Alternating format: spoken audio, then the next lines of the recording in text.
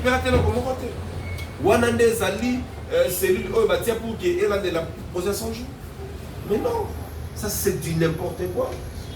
Ça c'est du n'importe quoi. Et ça doit énerver les Congolais. Mais puis c'est les Congolais, qui peuple moko, il y a ma casse. Peuple a mis changement. Quand un jour, il y a des garçons, Nicolas Kassadi, et je me dis que c'est ici. Et c'est là qu'il y a une révolte, c'est ça les mots. Il y a que si là, parce que le peuple a qui abîma, sans que tu battines d'ailleurs, parce que bon, wana. Et ça, bon, la famille a Tshisekedi. Félix a son côté dans le pouvoir. Azalaki, dans la voiture, au-delà, il y a 10 000 $. Félix a son côté dans le pouvoir. Azalaki, dans la parcelle, au Yémo, à son bâtiment. Félix a son côté dans le pouvoir. Mais les autres, même, baninga na tout bota bango poto. Zwata famille na ye. Baza ba famille ba richissime te on est tué pas kakana. Non. Les famille moko ba habiter que bazaki famille moko modeste non, mais bazaki famille moko moyenne. On se comprend famille moko moyenne, mais les lots oh les lots bazana. C'est plus que même bongo tendez à Mobutu. Mobutu bakena bakuta na Suisse combien? 6 millions, il n'y a pas pendant 32 ans. Mais les leçons ne pas contrôler Félix Tshisekedi. N'a pas paradis fiscaux, il y a ça à Liban Namboka. Maman, tu as combien de millions? Combien de milliards? En termes même de milliards. Au lieu qu'il m'a solo assisté qui n'a pas la démolition, il y a une parcelle à sous.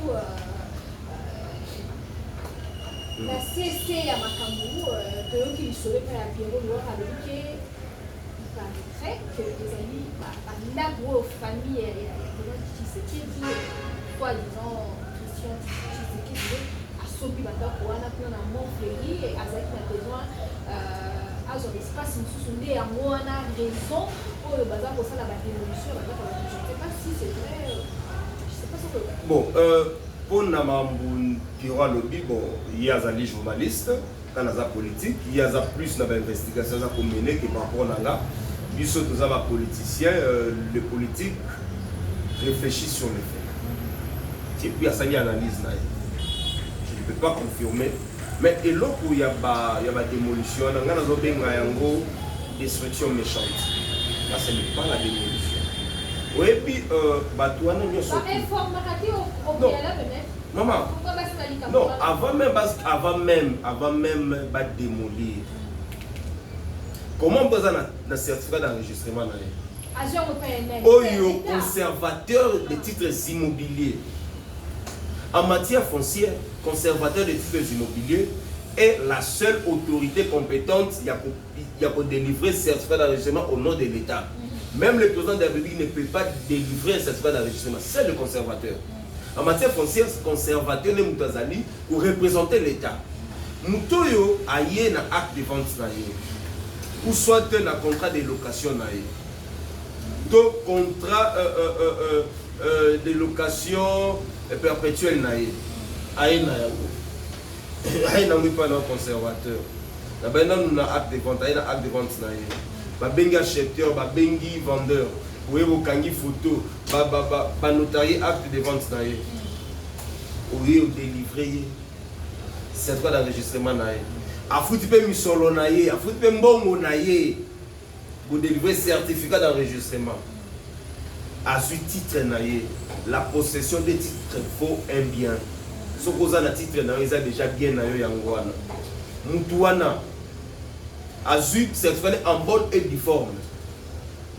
Pour que on démolir Ndakunaye, il faut qu'on saisisse juge. Juge.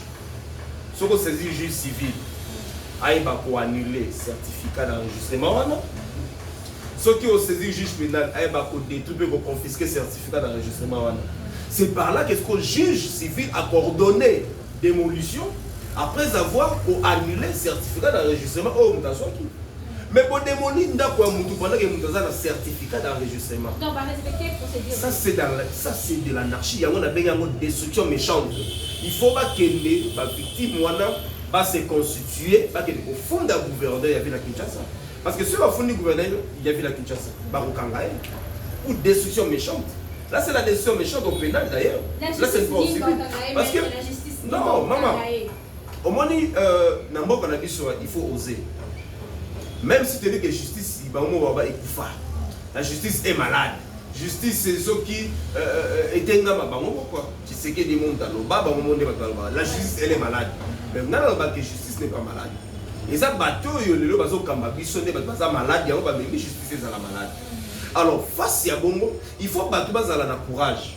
Il y a qu'à déposer ne fût-ce qu'une action judiciaire. Parce que l'objet Daniel Goumba aux gouverneurs. Ceux qui déjà ont déposé une action judiciaire, il va couvrir prescription. Donc, nous avons le pouvoir aussi là pour que vous couvrir prescription.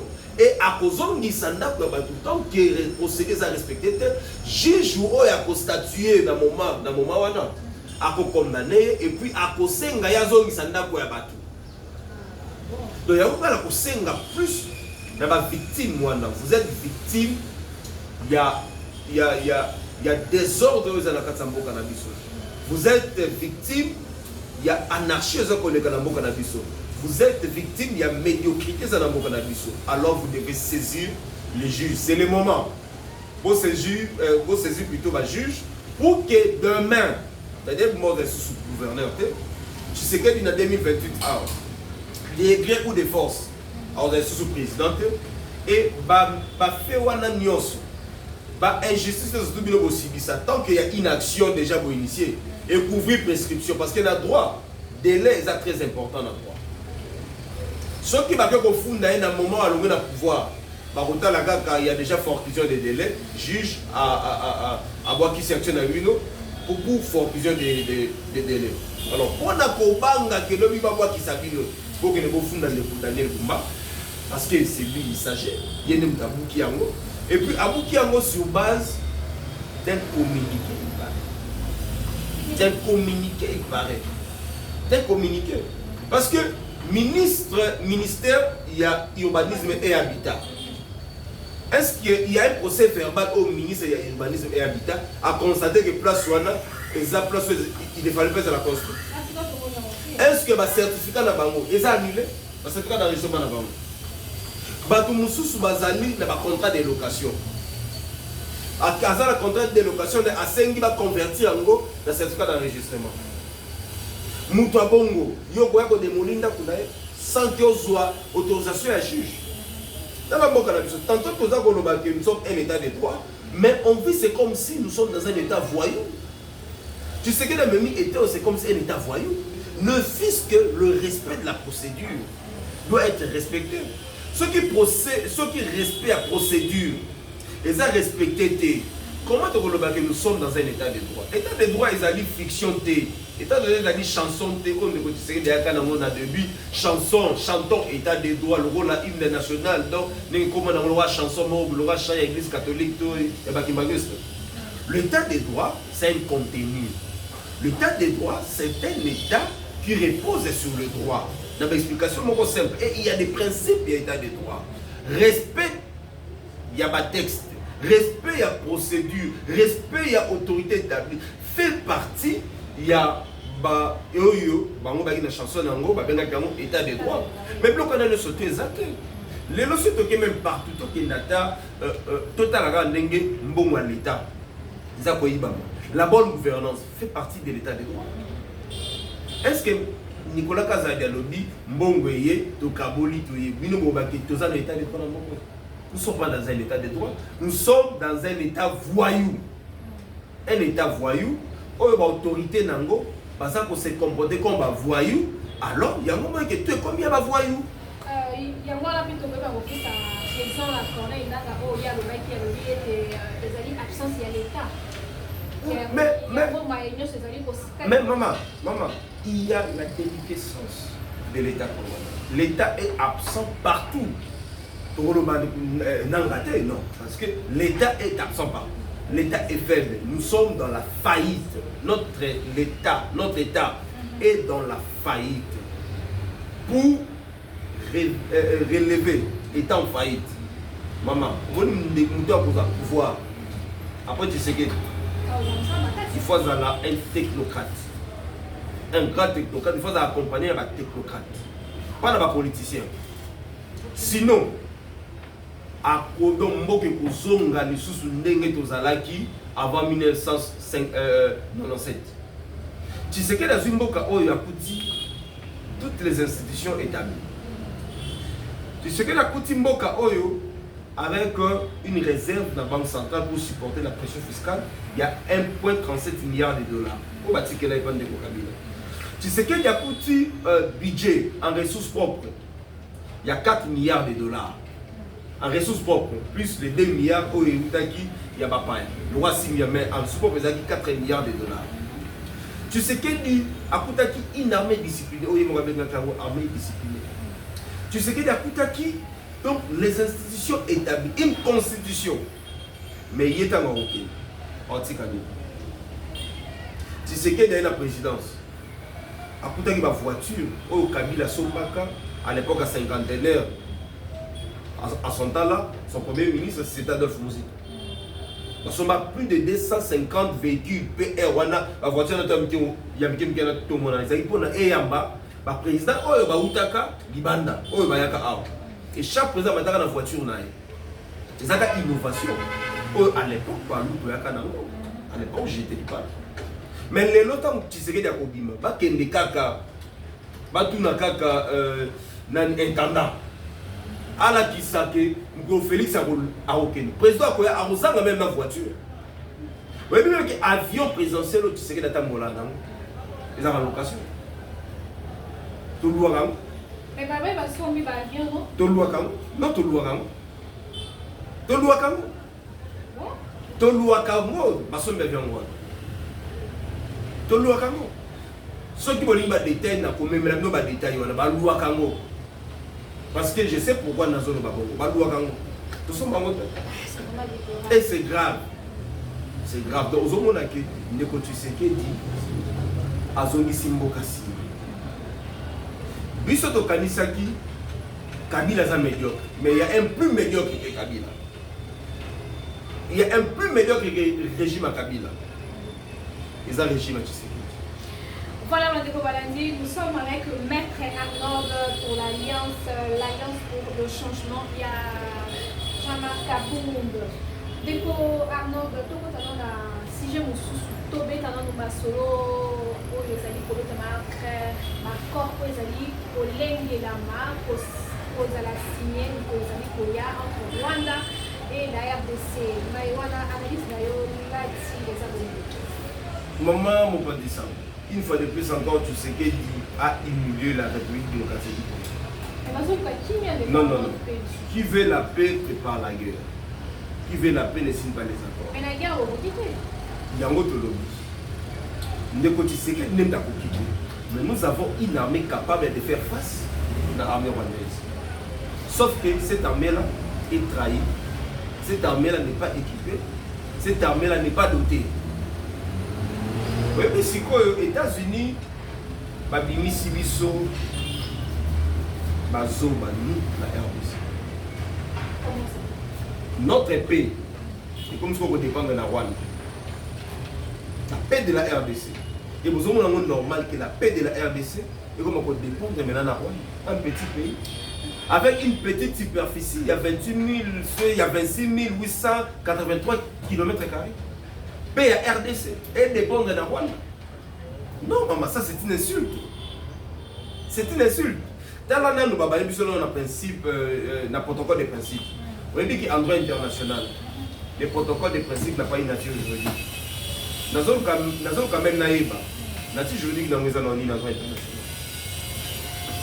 Protocole de principe, c'est quoi? Parmi les actes juridiques en droit international, nous avons un accord, nous avons un traité, nous avons un règlement des conflits, et puis nous avons une convention.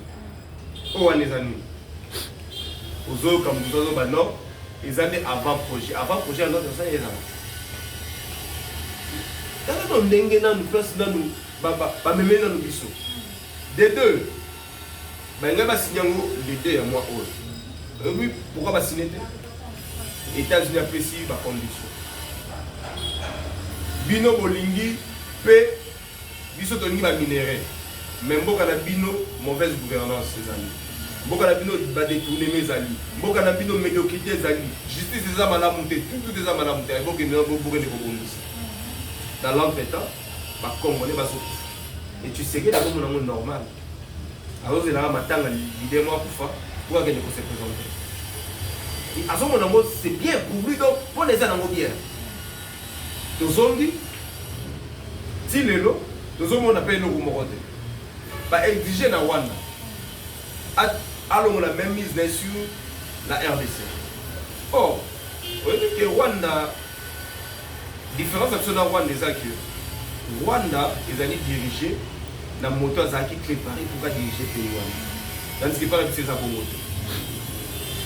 Rwanda a été sanctionné il n'y a pas longtemps. Parce que vous avez toutes les forces internationales, y compris les États-Unis, ont sanctionné Rwanda. Rwanda, c'est le protégé américain. Rwanda est un pôle économique, il y a Qatar. Étant donné que Qatar, les États-Unis, il fallait maintenant que le Canada lever ma sanction contre le Rwanda. Et pour lever ma sanction contre le Rwanda, il faut que la RDC cesse de parler de l'agression. Il faut maintenant tout la rébellion à l'interne. Qu'est-ce qu'il faut États-Unis sur ailleurs? Échange paix minérale. Pendant ce temps-là, rébellion, ils ont continué. Nanga a toujours occupé le territoire Oyo a occupé Kiyango. Et notre armée a croisé Maboko, notre gouvernement a croisé Maboko à Zozé. Les lois qui ont été signées. Avant d'abord, nous avons appliqué Yango. Et quand les États-Unis ont levé la sanction contre le Rwanda. Parce qu'il faut accord Rwanda, ils allaient exécuter des bonnes foi. Il faut accord Rwanda, ils allaient exécuter des bonnes foi. Or, des bonnes foi, c'est qu'il ne faut pas un pays à la sous-pression. D'où la sanction contre le Rwanda. Et Rwanda, vous avez sous-considéré comme pays agressé en terre. Donc, vous avez une guerre en interne, et puis il faut dialoguer entre vous, entre les Congolais. Et dans l'entretemps, les États-Unis ont exigé que non, avant les sous-sous, il faut exploiter. Il faut tout le monde qui vient dans le canabine, il faut tout le monde qui peut se mettre d'accord. Dans l'entretemps, c'est ce que les mandats ne fait aussi. Donc, ils ont accord Moko, Oyo, et vous allez en défaveur de la RDC. Nous avons des places au Amérique, Bakota Pimboka Nebo. Est-ce que l'accord Rwanda et les cas qui l'ont ensemble non, il y a un cas c'est là que nous avons battu. Oui, que nous avons un protocole de principe qui n'a pas une nature juridique comme internationale. Au moins, sur l'article 214, on a dit accord n'a pas traité de paix. Avant sa ratification, il faut des autorisations, le Parlement par une loi. Ça, c'est l'article 214 de la Constitution. Étant donné que Tshisekedi ne respecte rien, même pas les dispositions constitutionnelles, accueilli, pour signer le protocole de principe, le Parlement, c'est le loi, c'est la même que le gouvernement, c'est le gouvernement, c'est le donc, ceux qui ont États-Unis à Bengi, il y a qu'à signer, Tshisekedi a signé, et ceux qui Tshisekedi a signé sans qu'elle passe par le Parlement, c'est la haute trahison. Ils ont défini l'article 164 de la Constitution d'Abisso. L'article 164 de la Constitution d'Abisso est défini la haute trahison lorsque les présidents violent intentionnellement la Constitution. Mais quand ceux qui ont violé le livre de Wana, c'est pour même la politique pour saisir pour que Maïwana y a trahison et soit. Non, ceux qui président de la République a passé par les parlementaires, a violé l'article 214 de la Constitution, Oyo, droit pénal constitutionnel et qualifié comme état une infraction, c'est au procureur général près la Cour de cassation, disons constitutionnelle. Il y a qu'à se saisir dans le dossier. Au sein d'un Parlement, dans le Parlement, disons en congrès, autorisation, il y a qu'à poursuivre le président de la République. Et ça, les matés. Non, maman. Tu as dit que ça la maté, mais néanmoins, moi j'ai prêté serment devant le magistrat, devant une cour d'appel. Chassa Matete, je prêtais serment. Nga rôle nangé ezali pour respecter le juge dans la décision là-bas.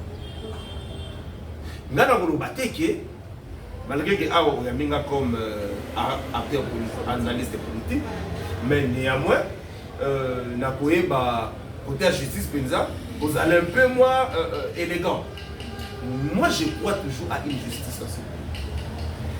Mais justice wana et quoi na négocier que et quoi na bateau yo baza épris la justice. Bateau baza épris la bonne volonté, la bonne gouvernance.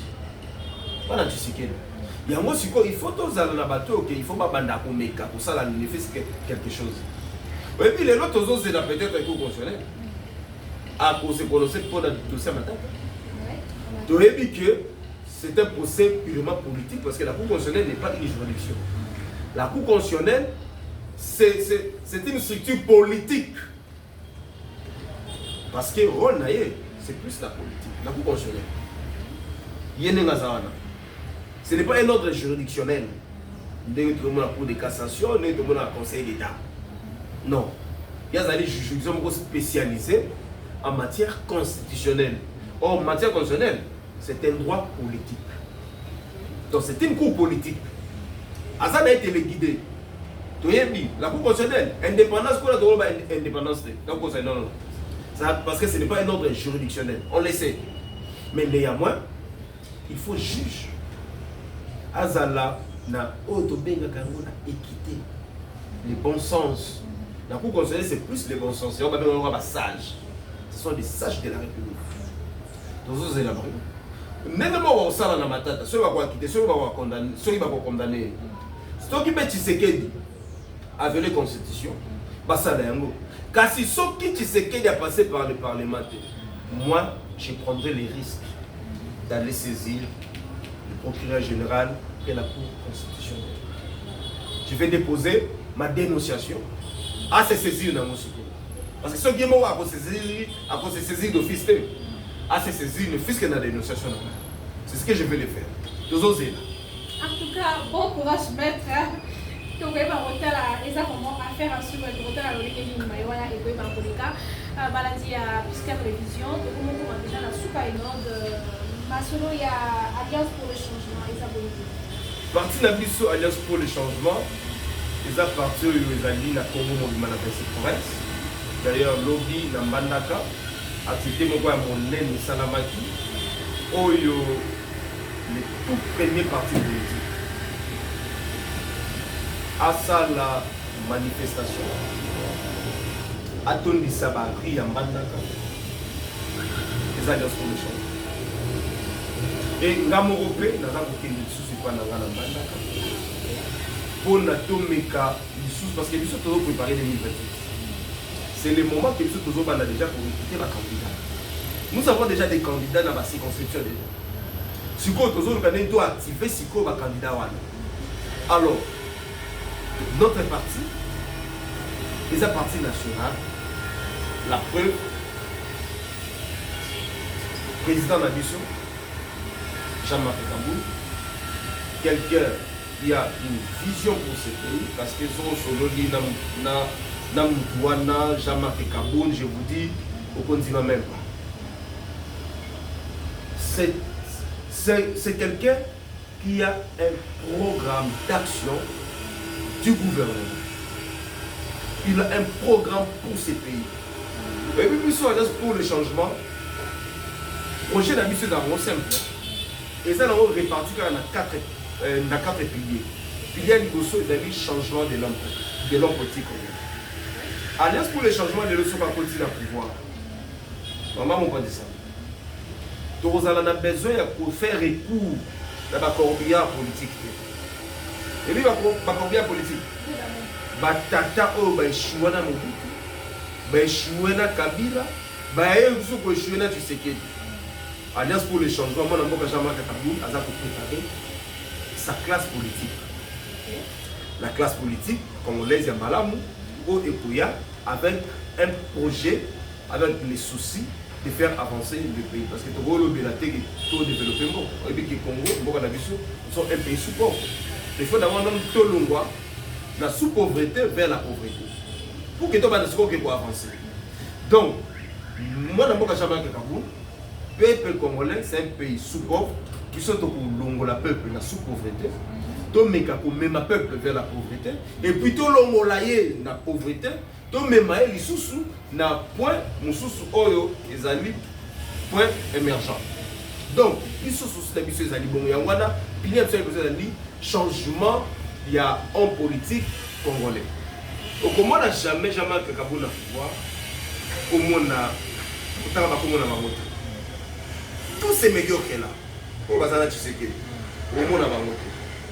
mais on aura besoin des jeunes. On a besoin des jeunes. Ils sont partis pour gérer Mboka Mobimba. Ils sont côté. On aura besoin des alliances. Mais il faut aller capable de diriger le pays, capable de servir le peuple et non se servir. Pour ça, on a des jeunes. Pour moi, on a lobby pour tout tout le monde ça va. Même dans la opposition de l'autre,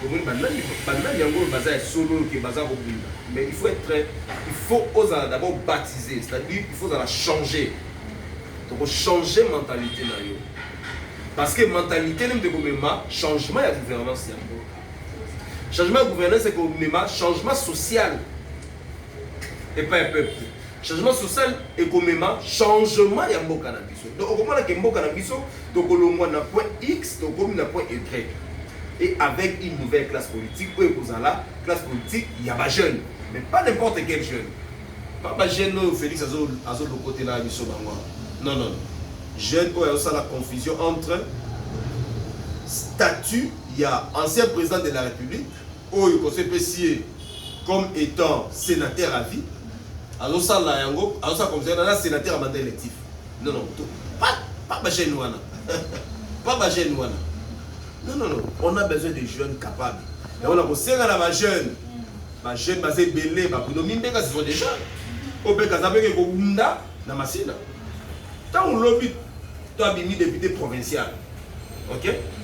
On aura besoin de constituer une majorité parlementaire à tous les niveaux pour gouverner autrement. Donc on a besoin d'un changement dans Mboka na biso. Nous devons palper ces changements-là avec mon Mboka Jean-Marc Kabou. Alors, Pilé Ami Balé. Pilé Ami Balé, c'est faire des réformes. La refondation de l'État. La renaissance de l'État congolais. La réforme, on a tout à tous les niveaux. Au niveau judiciaire. On dit que les lots dans Mboka na biso. Soko na suka ba cours d'appel. Nous avons 26 cours d'appel dans Congo Mobimba avec les parquets près des cours d'appel. On en a 26 barreaux. Mais les cours d'appel, on a eza ata dans ma bâtiment. Les cours d'appel, na pesi exemple, na otaki dossier moko na cours d'appel, il y a Norumbangi dans Badoli. Maman, Badji va s'y rater. Dossier Zara là. Dossier Zara. Et puis pour qu'il y ait à la cour d'appel, il faut aller 2 ou 3 tribunaux de grande instance. Parce que la cour d'appel à Gérard va tribunaux de grande instance. Cour d'appel. Mais la cour d'appel, il y a Badoli, il y a un tribunal de grande instance. C'est pas où il y a. Cour d'appel, il y a Mandaka. Il y a un tribunal de grande instance. Il y a un territoire où il y a un siège, il y a un centre. On peut se faire la réforme. Donc, on ça 26 cours, 26 cours d'appel à 11 cours d'appel pour que permettre la cour d'appel à conforme à leur organisation et fonctionnement des juridictions de l'ordre judiciaire. On peut dire que cour d'appel il faut gérer le tribunal de grande instance. Dans le ressort, nous avons 2 tribunaux de grande instance. Tribunal de grande instance, il y a Gombe, na Kalamu, ou na Kasavu. Et le tribunal de grande instance, il y a gérer le tribunal de Bango. Au-delà de ça, Ebongaki, ministre Nabino, il y a justice. Tout ça, le ministère il y a justice. Tout ça, le ministère de la justice garde des sceaux. Mais il y a communiqué dans le ministère de la justice. Donc déjà, on lui pose un problème. Un sérieux problème d'analytique. Il y a alliance ezali mais oui, ministère de la justice et garde des sceaux. Il y a un des ministères. Ministère de la justice est raté dans le justice, il y a un ministère de la justice est raté dans le il y a un ministère de la justice et garde des sceaux. Mais quand on a communiqué dans le ministre de la justice. Et le ministre de la justice, il instruit le procureur à saisir le bien immobilier. Oui, seul le régime a dit ce qu'il dit. Tout ça, comme on a traduit judiciaire, traduit praticien à droit. Les traduits praticiens, les traduits juristes. On sait plus, mais l'université privée, pas quand on a. L'université privée. Et ça va faciliter mon comme pas possible. Oh, ils ont mis ça. Au lieu de nous licencier, ils ont mis ça licencier. Il y a un moment où il y a la justice, où il y a un ministère, où il y a un salaire. Tantôt à tirer koto, tantôt à finga moto, tantôt à l'écaboy, à ça coordonner, mais oh, ils ne même pas. En matière immobilière, seul le juge civil. Il faut saisir bien. En matière civile, il faut saisir. En matière pénale, il y a une confiscation. En matière pénale, il faut confisquer il servit d'infraction. Il servit dans le cas de viol. Il faut un coup d'État contre l'État, il va saisir. Il va participer à l'infraction. Donc, il y a une alliance pour le changement. Tant qu'il y a la bino nzebi. Mayele, nzebi za na lingala. Ah ok. Mayele. Et vous avez le principe. Et Bouzoba, vous avez l'exception. Donc pour comment on a Bouzoba, vous avez l'exception.